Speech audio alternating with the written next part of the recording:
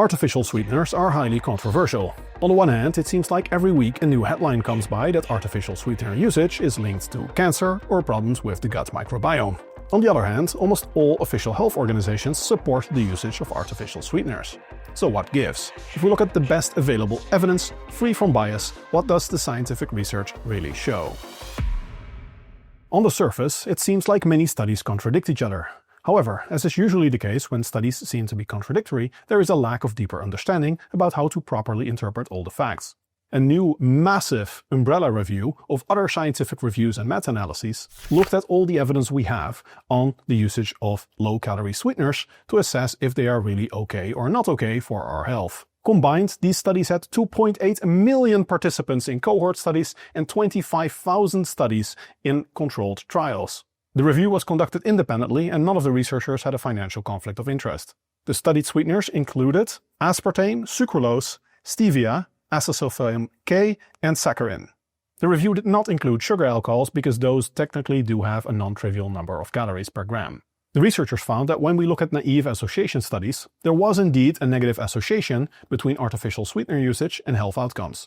However, these studies simply observe, without any intervention or control, do people that use more sweeteners have more health problems. In this cohort of individuals, there is a large problem with reverse causality. See, people that have more health problems, that are obese, or that need to use artificial sweeteners on doctor's orders because they have diabetes, for example, they start using more artificial sweeteners because they have these health problems.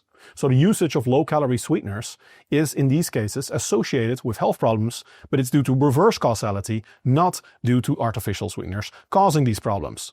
The reason I can say that it's confounders like reverse causality that cause the problems is because when we look at controlled cohort studies, which were bias adjusted, we no longer see these associations. So when we control for these confounders, we see that the associations disappear and there's no longer any relationship between the consumption of low-calorie sweeteners and negative health outcomes. Problematically, it's these naive association studies that get most of the publicity. Even the World Health Organization, when they recently issued a warning against the usage of low-calorie sweeteners, relied on these naive association studies as evidence.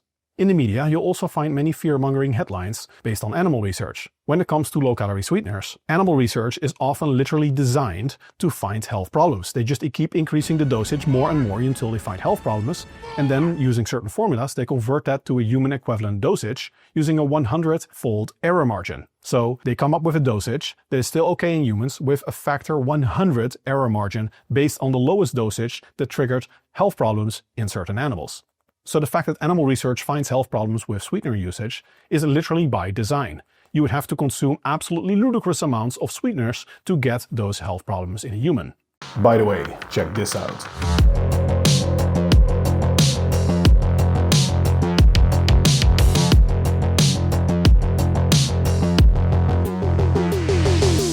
A serious course for serious coaches that want to take their physique to the next level. Click on the link in the description for more info. When we look at the highest quality evidence, which comes from controlled trials in living humans, the researchers consistently observed no negative health effects of sweetener usage. In fact, when sweeteners were used as they should be to replace sugar, they consistently led to positive health improvements, not because sweeteners are healthy, but because sweeteners allow you to reduce your energy intake, and when they displace other unhealthier foods in your diet, like sugar, this creates an energy deficit, which can lead to fat loss, which has many positive health effects in most individuals. Compared to water or neutral comparators, intervention studies consistently find no negative health effects and no benefits either. Basically, in terms of cardiometabolic health, whether you drink Diet Coke or water doesn't matter. However, multiple studies have found that using low-calorie sweeteners, like drinking Diet Coke, can help with diet adherence by satisfying your sweet tooth. If drinking Diet Coke makes you not opt for dessert, then of course, these sweeteners are a net positive for your health. Speaking of diet sodas, most diet sodas use the sweetener aspartame. Aspartame has a particularly bad reputation for being chemical junk. While it might sound scary to consume something artificial, aspartame is actually broken down into compounds that you also get in your food. So aspartame is not stored in the body, it does not accumulate, it is broken down into harmless substances that are also produced when you consume food. Specifically 50% phenylalanine, 40% aspartic acid, and 10% methanol. All of these compounds are also found in your body when you consume things like milk, eggs, tomatoes, or meat. The researchers concluded, based on their analysis of 101 scientific articles, that little to no effects of aspartame were found over the short term or long term, with no contraindications for health. when it comes to your diet, it is generally a good rule of thumb to eat foods that were found in hunter-gatherer times and that are thus natural. However, just because something is not natural does not mean it is unhealthy. In the case of low-calorie sweeteners, including artificial sweeteners, we have an abundance of research showing that they are safe for human consumptions up to very unreasonable intakes.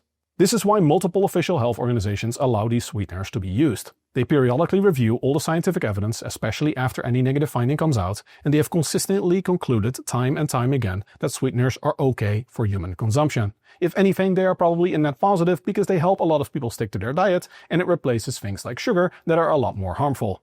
If you don't want to consume artificial sweeteners, that is of course fine. However, not consuming artificial sweeteners and then consuming sugar is a lot like not using a condom during a hookup because you're worried about the latex or the plastic poisoning. If you like this type of no-nonsense, evidence-based information about health and fitness, I'd be honored if you would like and subscribe.